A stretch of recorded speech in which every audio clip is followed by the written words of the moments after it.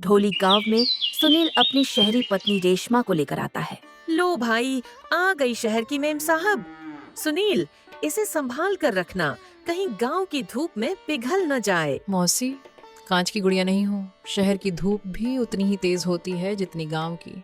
बस आप आशीर्वाद देना, गोबर उठाना भी सीख जाऊंगी और आप सबका दिल जीतना भी। गांव की औरतें, विशेषकर शांति मौसी, रेशमा को कांच की गुड़िया समझकर उसका मजाक उड़ाती हैं। सुनील की माँ बीना देवी भी डरी हुई है। पड़ोस में चंपा काकी रहती है, जो बहुत गुस्सैल है और अपने मददगार पड़ोसी वल्लभ और गामा पर शक करती है। ऐ गामा, ये काली चाय लेकर आई है। राजू ने तुझे पैसे नहीं दिए क्या? तुम कुम्हारों का तो खून ही सफेद है, बस पैसों के भूखे। बेटा, ये लड़की बहुत पढ़ी लिखी लग रही है। क्या ये रसोई का काम करेगी? और वो चंपा काकी तो इसे कच्चा चबा जाएगी। बहू, आज गांव के 10 बड़े लोग आ रहे हैं। अगर खाना सही नहीं बना तो समझ लेना मेरी नाक कट गई। माँ जी, आप चिंता मत करो। धुआं आंखों में जाएगा तो आंसू निकलेंगे, पर हाथ नहीं रुकेंगे। आप बस ये बताओ कि बाटी कुरकुरी बनानी है या नरम? रेशमा अपनी बुद्धिमानी से मिट्टी के चूल्हे पर शानदार खाना बनाकर सबका दिल जीत लेती है।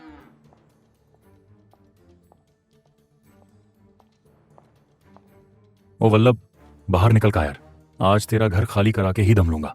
तभी गांव का भ्रष्ट साहूकार वल्लभ का घर हड़पने की धमकी देता है।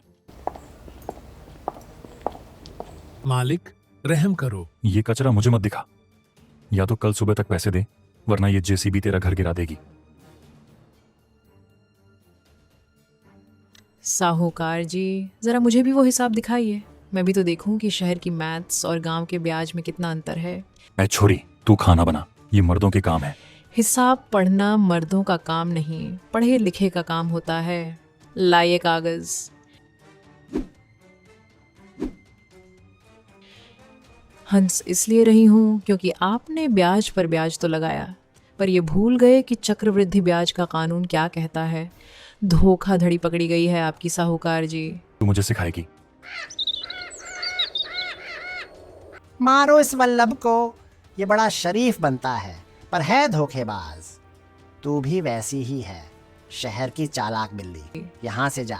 काकी, आप वल्लभ भैया को गाली दे रही हैं, पर क्या आपको पता है कि राजू भैया ने पिछले 3 महीने से कोई पैसा नहीं भेजा? ये गामा दीदी अपनी चूड़ियां गिरवी रखकर आपकी दवा ला रही हैं। क्या तू झूठ बोल रही है? मेरा राजू ऐसा नहीं कर सकता। हाय मर जावा, मैं कितनी पापी हूँ। मैंने उन फरिश्तों को क्या क्या नहीं कहा। गामा, ओ गामा, मुझे माफ कर दे मेरी बच्ची। बहू, तूने मेरी आंखें खोल दी। अब बता, उस कुत्ते साहूकार का क्या करना है? वो कल वल्लभ का घर तोड़ देगा। कि अब वल्लभ भैया का घर नहीं, साहूकार का घमंड टूटेगा। बस आप अपनी वो शेरनी वाली हिम्मत जगा लीजिए।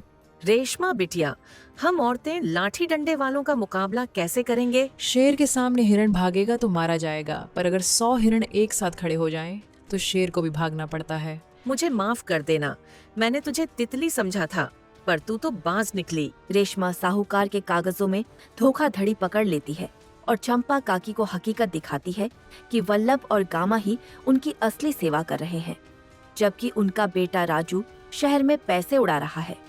चंपा काकी को अपनी गलती का एहसास होता है और वे रेशमा के साथ मिल जाती हैं। याद रखना, जब तक मैं इशारा न करूं कोई हाथ नहीं उठाएगा। हमें कानून और एकता का जाल बुनना है। रेशमा गांव की औरतों की एक काली सेना तैयार करती है। मेरी बहू जो कहेगी मैं वही करूँगी। हम सब एक हैं। आज तूने सिर्फ घर नहीं, मेरा मान भी बचा लिया। अगली सुबह जब साहूकार जेसीबी लेकर घर गिराने आता है तो औरतों की फौज उसे घेर लेती है। अरे ये औरतों की फौज क्या करेगी? ड्राइवर, चला मशीन, गिरा दे घर। रुक जा ड्राइवर, इस मशीन का नंबर और तेरा चेहरा अभी लाइव जा रहा है। साहूकार जी, शहर के पुलिस कप्तान साहब अभी हमें ऑनलाइन देख रहे हैं। आपकी हर एक धमकी रिकॉर्ड हो चुकी है। अब जेल जाने के लिए तैयार रहिए। क्या बकवास कर रही है?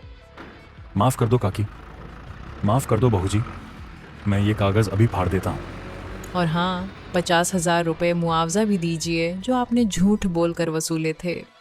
रेशमा कानूनी दांव पेंच और लाइव वीडियो से उसे डराती है और चंपा काकी उसका मुंडन करके उसे गांव से भगा देती है। अंत में रेशमा गांव की नई नेता बनकर उभरती है